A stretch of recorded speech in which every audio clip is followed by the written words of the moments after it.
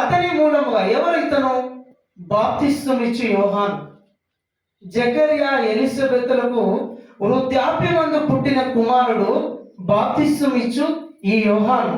చూడండి, అతని మూలముగా అందరూ విశ్వసించినట్లు. ఇక్కడ గమనించినట్లయితే యేసు క్రీస్తు కృపా సంఘము పేరట జాగ్రత్తగా కొద్ది నిమిషాలు దేవుని ఆత్మ సహాయం ద్వారా పంచుకోవాలని ఆశపడుతాను.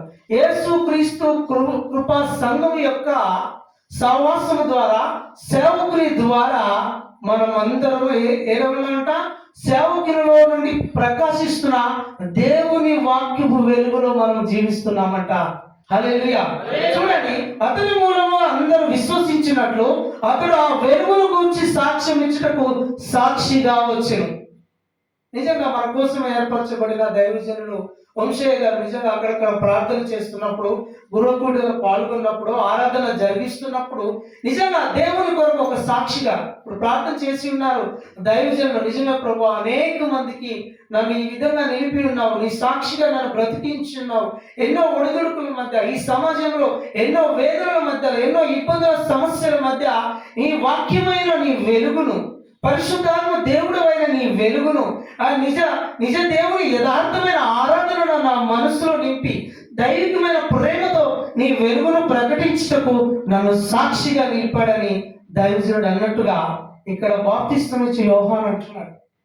ఇదే బాప్తిస్మం ఇచ్చే యోహాను గురించి రాయబడింది. సమయం లేదు కనుక స్త్రీలు కనిన వారిలో యోహాను కంటే శ్రేష్ఠుడు లేని రాయబడింది. ఒకసారి గమనించినట్లయితే ప్రియ దేవుని సంగమా, యోహాను మందిరం కట్టలేదు, యోహాను ప్రజల్ని మందిరానికి నడిపించలేదు, యోహాను అద్భుతాలు చేయలేదు, యోహాను సూచక్రియలు చేయలేదు, యోహాను మహత్కార్యములు చేయలేదు. కానీ ప్రభు నోట నుండి స్వయంగా పరిశుద్ధాత్మ దేవుడు పలికిన మాట, స్త్రీలు కనిన వారిలో యోహాను కంటే శ్రేష్ఠుడు లేనట.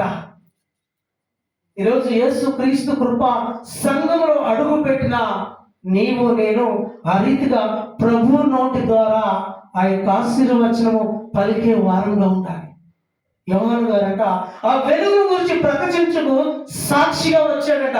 వస్తూ ఆ మాట ఏమన్నాడు? అతడు ఆ వెలుగై ఉండలేదు కానీ ఆ వెలుగు గురించి సాక్ష్యం ఇచ్చుటకు అతడు వచ్చెను, నిజమైన వెలుగు ఉండెను, అది లోకంలోనికి వచ్చు ప్రతి మనిషిని వెలిగించుతున్నది. నిజమైన వెలుగు దేవుని వాక్యము, నిజమైన వెలుగు పరిశుద్ధాత్మ దేవుడు, నిజమైన వెలుగు ఆయన సన్నిధి, నిజమైన వెలుగు ఆయన యొక్క ఆత్మచేత నింపబడుట.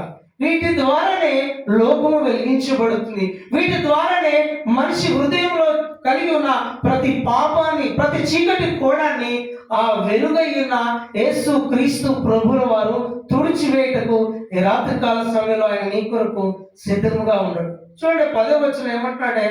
ఆయన లోకములో ఉండెను, లోకం ఆయన మూలముగా కలిగను కానీ లోకం ఆయనను తెలుసుకోలేదు. చూడండి, ఆయన అంట లోకంలోనే ఉన్నాడంట కానీ లోకం ఆయనని తెలుసుకోలేదు. అందుకే యోహాను మాట్లాడుతున్నాడు, ఏమంటాడు తెలుసా? వెలుగును గురించి సాక్ష్యం ఇచ్చుటకు.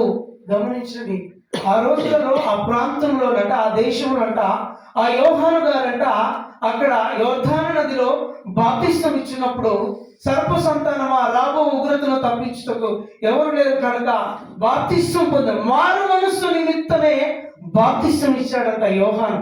ఎందుకు తెలుసా?